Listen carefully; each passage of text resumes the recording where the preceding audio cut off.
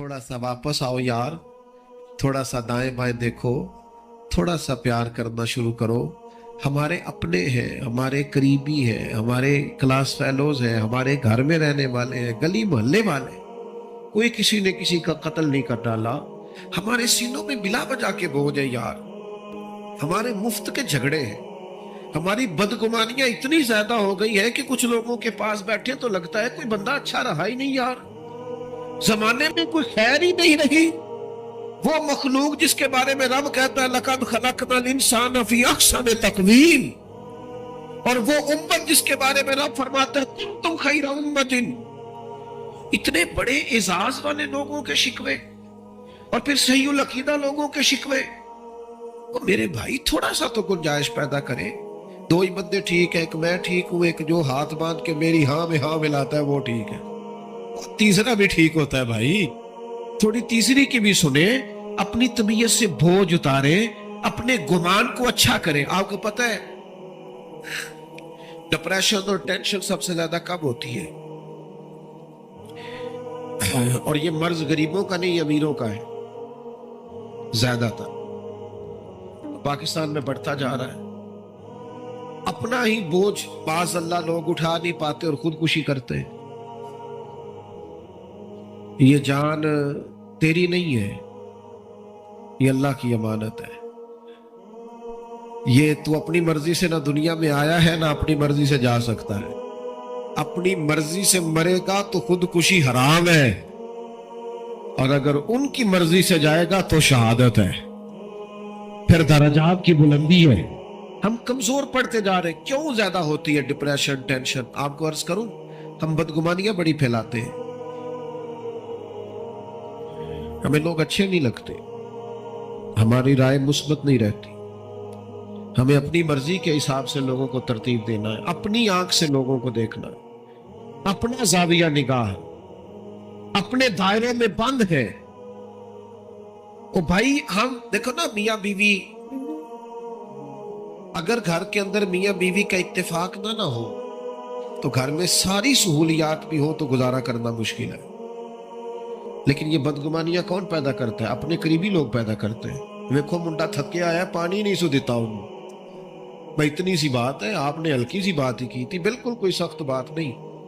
लेकिन वो खामत तो सोचने लग जाता है वाकई बात तो ठीक है, इसने तो पानी नहीं पूछा। आप चले गए अपने कमरे में, आपका वो सारी रात उन्होंने लड़ लड़ के झगड़ा कर करके गुजार दी।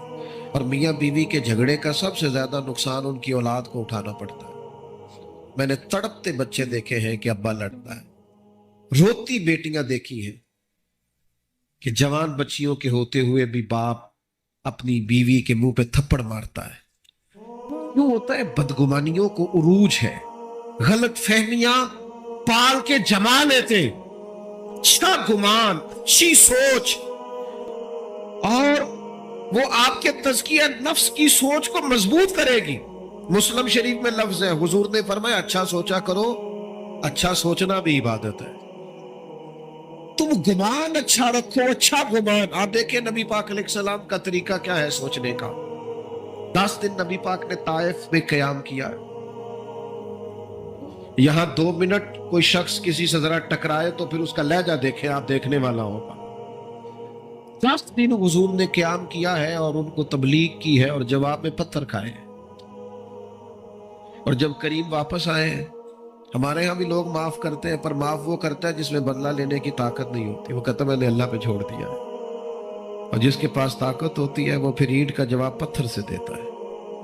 जब वापस आए, 7 गुलाम ने अर्ज की, या रसूलल्लाह इन्होंने तो हद कर दी। अरब की जो रिवायती मेहमान नवाजी थी वो भी नहीं की, जो मिजाज था इखलाकियात का वो भी भूल गए। दीन कबूल करना, करे दुआ ये तबाह हो जाए।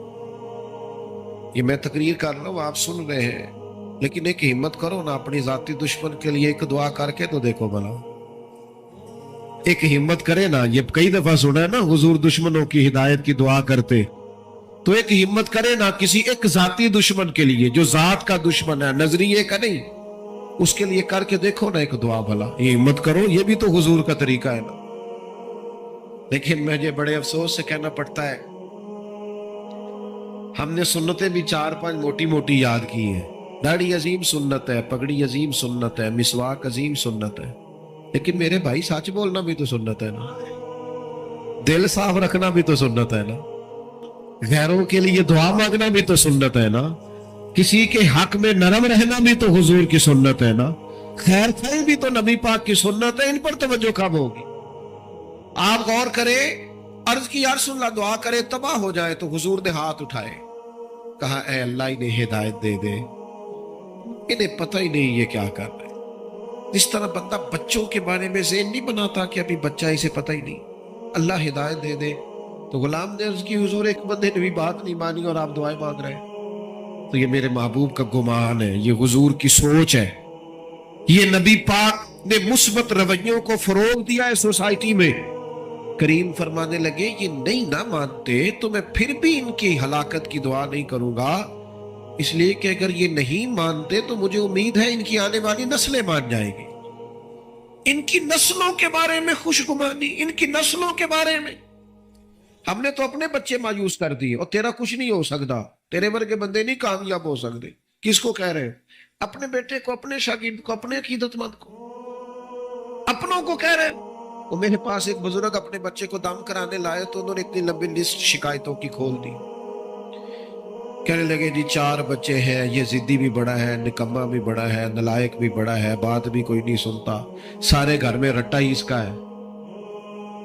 میں نے بڑے ادب سے انہیں عرض کیا کہ آج کے بعد آپ نے اس کے سامنے نہیں کہنا، آپ اسے پکا کر رہے ہیں بیچارے کو، یہ کٹ جائے گا اپنی فیملی سے، کبھی ایسا کام نہ کریں۔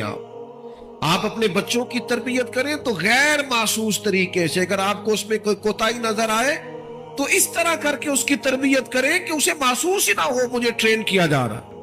لیکن ہم کیا کر رہے ہیں؟ دیکھیں نا، حضور علیہ الصلوۃ والسلام ہماری جانوں کے مالک ہیں، محبوب کسی کا نام لے کے اگر نصیحت کرتے تو وہ واری صدقے جاتا، لیکن کریم کو کبھی کسی کی شکایت ملتی تو حضور مطلق بات کرتے، فرمایا لوگوں کو کیا ہو گیا ہے، لوگوں کو کیا ہو گیا ہے، لوگوں نے اب یوں کرنا شروع کر دیا ہے۔ وہ دوستو، رب کی مخلوق کے بارے میں اچھا گمان، اچھی سوچیں، یہ پتہ چلے گا کہ آپ تزکیہ نفس کی طرف جا رہے ہیں، طہارت نصیب ہو رہی ہے۔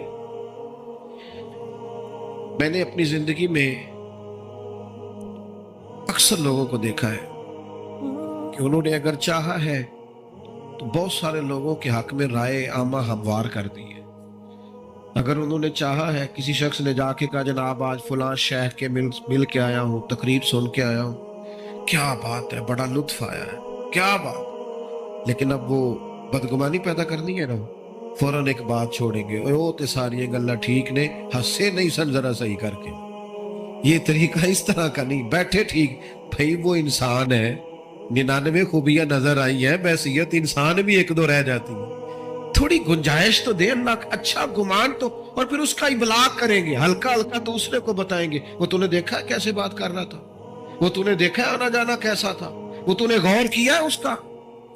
وہ میں جیسا کہ میں نے عرض کیا ہے 6-6 7 جگہوں پہ جانے کا موقع ملتا ہے، اب مجھے کوئی شخص روک رہا ہے اگر باہر کہ آپ رکے، تو جہاں آگے پہنچنا ہے وہ یہ تو پوچھ ہی نہیں رہا کہ آپ نکلے ہیں کہ نہیں نکلے، وہ کہہ رہے ہیں پہنچے کتنے ہو، اچھا وہ یہ بھی کہہ رہے ہیں پہنچے کہاں، اور بلا کے چاہے بٹھا دے، اس وقت اتنا مشکل کیا ہوتا ہے، پہنچے نہیں آپ، لیٹ ہو گئے، پریشان ہے، اور پھر ہر 10 منٹ کے بعد کہتے ہیں بلا تاخیر، ہر 10 منٹ کے بعد کہتے ہیں، رات 1 بھی بج جائے تو نقیب محفل نے یہی کہنا ہے بلا تاخیر، کیونکہ اس بیچارے رٹا یہی لگایا ہوا اللہ ماشاءاللہ۔ تو اب وہ میں جا رہا ہوں، لوگ ملنا چاہ رہے ہیں، میں بڑی تکلیف بعض اوقات محسوس کرتا ہوں کہ یار ان لوگوں سے مل لیتا، لیکن وہ دیکھنے والا اچھا گمان کرنا اس کے لیے مشکل ہو جاتا ہے کہ یار یہ کھڑا کیوں نہیں ہوا، اسے رکنا چاہیے تھا، لیکن وہ اس مشکل کو نہیں سمجھتا کہ جناب کس طرح اچھا گمان جب آپ سوسائٹی میں کرتے ہیں پھر اس کا ابلاغ بھی ہوتا ہے۔ حضرت بشر حافی رحمت اللہ علیہ بغداد کی جامع مسجد میں جمعہ پڑھتے تھے، کوئی انہوں نے دنیا داری نہیں بنائی تھی، جس آدمی نے جوتے نہ خریدے ہو پہننے کے لیے اس کا کسی سے کیا رٹا ہوگا، لیکن مخلوق تو فنکار ہے اس درجہ کے پل بھر میں، سنگے در کعبہ سے بھی اسنام تراشے، تم کون ہو کیا چیز ہے داغے کبابی، لوگوں نے تو مریم پہ بھی الزام تراشا۔ لوگ باز آتے ہیں کوئی شکوہ کرنے سے، جس بندے کا کوئی رٹا نہیں کسی سے، ان پر بھی الزام لگا دیا، شکوہ شروع ہو گیا، بدگمانی۔ کیا ہوا جی؟ ایک تاجر کہنے لگا جی بابا صرف جمعے والے دن فرض ہی پڑھتا ہے، باقی نماز ہی نہیں پڑھتا مسجد میں۔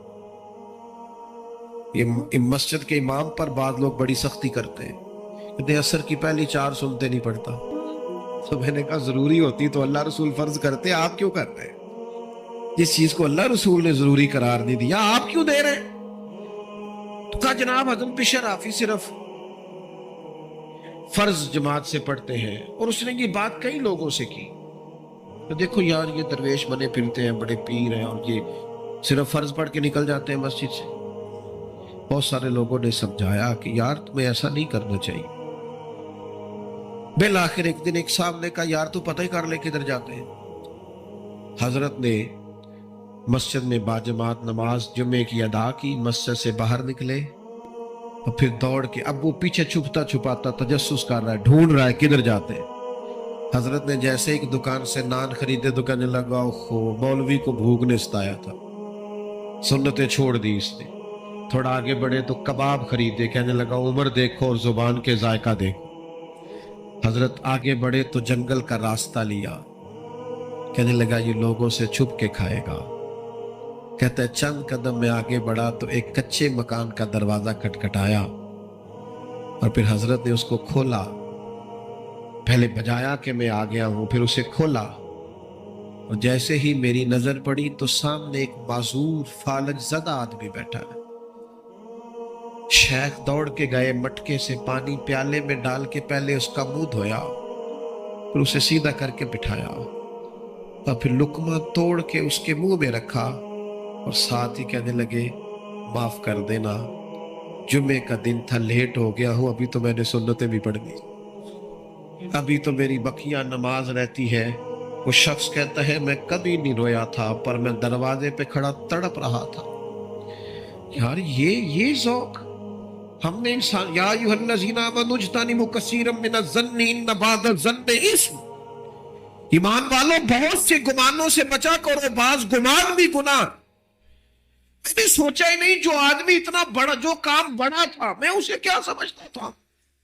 کہتے شیخ ابھی کھانا کھلا ہی رہے تھے، میرے آنسو چمک ہی رہے تھے کہ وہ بوڑھے اور بیمار نے جو اگلا جملہ کہا تو پھر میری چیخ نکلی، اور حضرت کو پتا چلا کہ میں موجود ہوں۔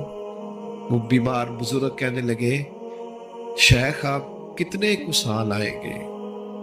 14 سال ہو گئے آپ روز آتے ہیں، مجھے تو میرے اپنے بھی چھوڑ گئے، ہر روز آتے ہو، 2 وقت روٹی دیتے ہو، لباس بدلتے ہو، نہلاتے ہو۔ تو کہتے ہیں شیخ نے ان کے آنسو اپنے ہاتھوں سے پونچھے، ایک باری میریاں اکھیاں چو انہوں نے اتھرو پونجے سن، ہن تے چسکا پہ گیا رونے دا تے ہر ویلے آ ہوزاری دا۔ کہتے انہوں نے آنسو پوچھے اپنے ہاتھوں سے، اور پھر دوسرا لقمہ دے کے کہنے لگے آپ کو پتہ ہے سارا شہر میری عزت کرتا ہے، لوگوں کا خیال ہے شاید میں نفل زیادہ پڑھتا ہوں، صدقات زیادہ کرتا ہوں، وہ تو میں آپ کی خدمت کرتا ہوں تو اللہ نے مخلوق کے دلوں میں میری محبت پیدا کر دی۔ آپ خوش گمان کیوں نہیں ہوتے؟ اچھی رائے قائم کیوں نہیں کرتے؟ رویوں کو مثبت کیوں نہیں کرتے؟ بیٹی کی شکایت آ گئی ہے میکے سے، کام نہیں کرتی ٹھیک سے، اسے تو اٹا نہیں ابالنا آتا ڈھب سے، تو ابا جی وکیل بن گئے، اماں وکیل بن گئی، کہنے لگی بچی ہے، سیکھتے سیکھتے تو مہربانی کرو نا یہی والا کلیہ بہو کے لیے بھی استعمال کرو، یہ بہو کے لیے بھی کہو کہ ابھی بچی ہے، سیکھتے سیکھتے جب آپ کا بیٹا اعتراض کرے کہ کھانا ڈھب سے نہیں بناتی تو انہیں کہو شہزادی تھی اپنے باپ کے گھر میں، وہ اگرچہ غریب تھا پر بیٹی کی خواہش پوری کرتا تھا، اس نے لاڈ سے رکھی تھی، اٹھتی تھی کام کرنے کے لیے، اور اماں اٹھاتی تھی تو ابا کہہ دیتا تھا ساری عمر کام نہیں کرنے سو، پتہ نہیں اگلے نے کی سلوک کرنا ہے، چل میری تین 4 دن سکون نہ رہ لین دے۔ یہ لاڈلی تھی، کسی کی شہزادی تھی، تیرے گھر آئی ہے چھوڑ چھاڑ کے، اور تیری خوش گمانی کیوں قائم نہیں ہوتی؟ کیوں بدگمان ہے ہم اتنے؟ ہمارے لہجے کڑوے کسیلے، اور کسی کے بارے میں ہم سے رائے نہیں جائے تو وہ رائے اس طرح کی ہے کہ جیسے ترمذی شریف میں حدیث ہے، یہاں علماء بیٹھے نبی پاک علیہ السلام نے فرمایا میری امت گمراہی پر جمع نہیں ہوگی، میری امت گمراہی پر جمع، لیکن ہم سے پوچھو تو 3-4 لوگ ہی ٹھیک ہے بس جو ہمارے ساتھ ہوتے. حضور تو فرماتے جمع ہی نہیں ہوگی گمراہی. تو نے کیسے یہ طے کر لیا کہ سارے لوگ ہی خراب ہو گئے؟ اللہ نے اتنی خوبصورت مخلوق بنائی ہے، تجھے حسن ہی نظر نہیں آتا، تجھے اس میں خوبیاں ہی دکھائی نہیں دیتی، تو پیار ہی نہیں کرتا، تیرے لہجے میں محبت ہی نہیں ہے، تیرا انداز ترچھا ہے، کڑوا ہے، تو سیلا ہے، تو بات کرتا ہے تو آگ اگلتا ہے، تو رائے دیتا ہے تو اس میں. اور پھر ایک اور بات بھی، جو پاکیزگی والے لوگ ہوتے ہیں ان کی تو ساری نظر ہی اپنے گناہوں پہ ہوتی. ہم جب بھی بات کرتے ہیں نا بڑا کھل کھل کے کرتے ہیں، بات کرتے ہیں تو بڑا جناب ہمارا انداز عجیب ہوتا ہے کہ جیسے بڑے پرہیزگار ہیں، بڑے بھولے بھالے، بڑے اللہ والے، ریاض آپ کو بس ہم ہی جانتے، لیکن اپنی کوتاہیوں پر نظر ہی نہیں کرتے. نتیجہ کیا نکلتا ہے؟ زمانے کے عیب اچھل اچھل کے آتے ہیں، کمزوریاں اچھل اچھل کے آتی. صاحب مکتوبات دو صدی نے ایک بات لکھی ہے، کہتے ہیں حضرت موسیٰ کلیم علیہ السلام کو ایک دفعہ حکم دیا گیا تھا کہ بستی میں سب سے اچھا آدمی ڈھونڈ کے لائے. تو اب جسے حضرت موسیٰ اچھا کہیں گے بھلا کتنا کو اچھا ہو؟ جناب کلیم نے ایک متقی پرہیزگار ظاہر و باطن کا حسین آدمی ڈھونڈا، مالک یہ سب سے پرہیزگار ہے. حضرت موسیٰ علیہ السلام نے اب اس نیک آدمی کی ڈیوٹی لگائی، فرمایا بستی میں جو سب سے گناہگار ہے وہ تو نے ڈھونڈنا ہے. نیکوکار میں نے ڈھونڈا ہے، اب سب سے گناہگار ہے. آپ کی توجہ ہے میری بات پر؟ جو نہیں بول رہے ان کی بھی ہے کہ نہیں؟ بس میں سوئی میرے سامنے آپ فکر نہ کریں، اور میں تو ویسے ہی تقریر بڑی تھوڑی کرنے کا عادی ہوں، کوشش ہوتی ہے کہ ایک ہی آنسو میں کہہ جاؤں گا میں دل طوفان بیجا لانے سے بھی یا چشم فائدہ، 2 اشک ہی کافی ہے اگر اثر کرے تو. عزیز اس کو نیک کو حضرت کلیم نے ڈھونڈا علیہ السلام، اور کہا اب تو نے ڈھونڈ کے لانا ہے. میرا خیال ہے میری اور آپ کی ڈیوٹی لگتی نا برا آدمی ڈھونڈنے کی تو بس کوئی بندہ اچھا بچتا ہی نہ. تو حضرت موسیٰ علیہ السلام نے اس سے کہا تو نے ڈھونڈ کے لانا ہے، تو اس بندے نے رونا شروع کر دیا. اس نے کہا حضور یہ کام میرے والا نہیں، میں نے تو کبھی پلٹ کے کسی کے عیب دیکھے ہی نہیں، مجھے ڈر آتا ہے، میں تو کمزور ہوں، مجھے خوف آتا ہے. سے ثبوت نہ منگو میتھوں، اے نظر کرم قد ہوئی، اے میں جانا یا دل پر جانے غیر نہ جانے کوئی. میں مسکین پرانا خادم، مینوں کسے در ملی نہ ٹوئی، اے تے واصف یار نے نظر جو کیتی تے پھر واصف ہی ہوئی. میں تو مسکین ہوں، میرے ذمہ نہ یہ کام لگائیں، مجھ سے نہیں ہو سکتا. یعنی سے ثبوت نہ منگو میتھوں، اے پلا نظر کرم قد ہوئی، اے میں جانا یا دل بر جانے غیر نہ جانے کوئی. میں مسکین پرانا خادم، کسے در ملی نہ ٹوئی، اے تے واصف یار نے نظر جو کی تھی پھر واصف ہی ہوئی. کہا حضور میرے ذمہ نہ لگائیں، میرے لیے مشکل ہے. فرمایا آپ نہیں کرنا ہے. اب ایک برا آدمی ڈھونڈنے کے لیے نا اس شخص نے 3 دن کی مہلت لی. ایک بندہ ڈھونڈنا، ایک بندہ برا ڈھونڈنے کے لیے 3 دن لگا دیے. کہا جناب میں اسی وقت اسی ٹائم اسی جگہ برا بندہ ڈھونڈ کے جو آپ نے حکم دیا ہے کوشش کروں گا. صوفیاء نے لکھا ہے 3رے دن اس مقررہ وقت پہ جب وہ آئے نا تو پتہ کس طرح آئے؟ اپنے گلے میں رسی باندھی. میں مسکین پرانا خادم، اور رسی کا سرا حضرت کلیم کے ہاتھ میں دے کے کہنے لگے حضور کچھ لوگوں کی غلطیاں مجھے نظر آئی تھیں، پر ان کا مجھے صرف شک تھا، اور جو میرے اپنے اندر ہے ان کا مجھے پاک ہے. جو دوسروں کے اندر کمزوریاں تھیں ان کا صرف شک تھا کہ شاید یہ کام لیکن اپنا تو پاک ہے. لہذا اس بستی میں سب سے بڑا مجرم میں ہی ہوں. بتائیں نا بھلا رب کیسے راضی ہوگا، بتائیں بھلا وہ مجھے کیسے معاف کرے گا. خطاؤں کے درگزر کے لیے کیا پڑھوں تو کریم کرم کرے گا. حضرت موسیٰ نے سینے سے لگا کے فرمایا یہی تو تیری عاجزی ہے جس کے سبب سے اللہ نے سب پر درجہ عطا فرمایا، یہی تو تیرا او میرے سنگیوں، میرے دوستوں، ماں باپ جو ہوتے ہیں نا، ماں باپ وہ انسان کا نا سب سے قیمتی اثاثہ ہوتا ہے۔ یعنی ماں باپ کی زندگی میں انسان نا کچھ بے پرواہ بھی ہو تو گزارا ہو جاتا ہے، کچھ فکروں سے وہ آزاد ہوتا ہے۔ ہمارے ہاں نا ماں باپ کی خدمت کا لوگوں نے ترجمہ بڑا اپنی مرضی کا لیا ہوا ہے۔ ماں باپ کی خدمت کرنی ہے، خرچہ دینا ہے۔